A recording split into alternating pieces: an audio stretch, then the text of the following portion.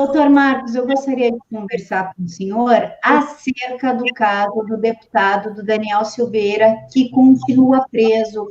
Como o senhor vê isso? Bom, com bastante preocupação, nós temos uma hipótese aí que extrapola o absurdo, uma vez que nós não conseguimos sequer individualizar qual que é a conduta criminosa que é atribuída a ele. No Brasil, segundo a Constituição, você não pode ser sequer processado sem saber o porquê. E aí existe todo esse arranjo que foi feito para justificar essa prisão completamente arbitrária e ilegal.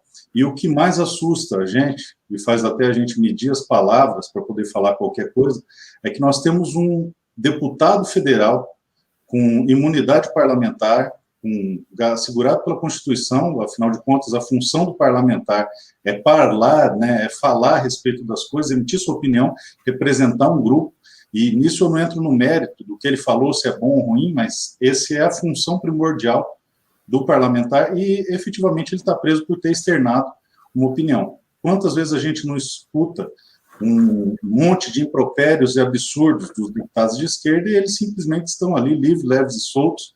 E eu acredito que tem que ser assim, mas isso tem que ser assim para todos os deputados e para todos os cidadãos. Nós estamos vendo um efeito transcender o que o símbolo da mordaça significa. Primeiro nos impuseram essas máscaras aí que não têm nenhuma comprovação de eficácia, mas que tem um sentido ideológico, um sentido psicológico, inclusive, muito forte, que é de amordaçar a população toda. E aí eles levam isso para o judiciário com inquéritos, completamente ilegal, buscando, perseguindo pessoas que sequer sabem do que estão sendo acusadas, num processo verdadeiramente kafkiano, e agora, em relação a esse deputado, conseguem tornar a realidade ainda pior do que a obra de Kafka no processo, porque no processo o sujeito é processado, constitui advogado, e no final é executado sem conhecer o seu crime. Nós temos aqui uma prisão sumária, num flagrante permanente, completamente teratológico, onde se prende um deputado federal por crime de opinião, sem sequer que isso seja crime. Então, é muito preocupante que isso acaba repercutindo em toda a sociedade brasileira. Se o Tribunal Maior do Brasil fez isso, imagina o que não pode fazer um juiz de comarca do interior, onde ele é a única autoridade ali presente para poder pensar o que vai ser feito, fazer. Enfim, isso acaba impactando em todo o tecido social do país. É realmente muito preocupante. Gustavo? Eu achei interessante a conexão que o Dr. Marcos Paulon fez e que às vezes passa despercebido, né, no dia a dia, da palavra parlar, parlamento, né? É o verbo falar. Essas pessoas são escolhidas pela população para irem até fazerem parte do governo e falar representando as pessoas que os elegeram. Falar, gente. Parlar é falar. E por que o Daniel Silveira foi preso? Por ter feito exatamente aquilo que ele foi escolhido a fazer. E ele representa, assim, uma parcela considerável, se não a maioria da população. Eu não vou entrar aqui no mérito da contundência, se foi apropriado ou não as palavras que ele escolheu usar, mesmo porque muitas vezes, quando nós falamos, nós estamos, na verdade, exteriorizando emoções ou indignação, e foi o que ele fez. E enquanto eu escutava aqui o Dr. Marcos Paulon falando, é impossível não lembrar da história da humanidade, né? Inclusive da história recente.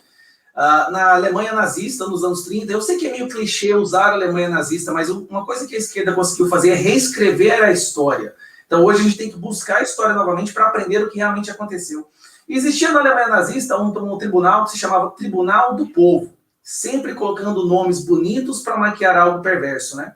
E o Tribunal do Povo era, na verdade, um teatro que servia para perseguir, prender e executar pessoas que faziam o quê?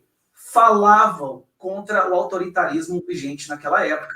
Se uma pessoa falasse ou expressasse alguma ideia que fosse, de alguma forma, um risco para o poder absoluto daquele governo vigente, essa pessoa passava por um julgamento que, na verdade, era um teatro, o réu mesmo sabia, o advogado do réu sabia, e o objetivo era simplesmente tirar da sociedade essas pessoas que falavam. E o que essas pessoas faziam? Elas falavam a verdade. Né, o Dr. Jordan Peterson sempre fala que o calcanhar de Aquiles, o ponto fraco de qualquer poder totalitário, são pessoas atrevidas que falam a verdade. Então, isso que está acontecendo com o Daniel é uma abominação. Eu não sei nenhum outro país da história recente que se diz democrático que prendeu algum deputado ou algum executivo ou alguma pessoa que foi eleita por falar.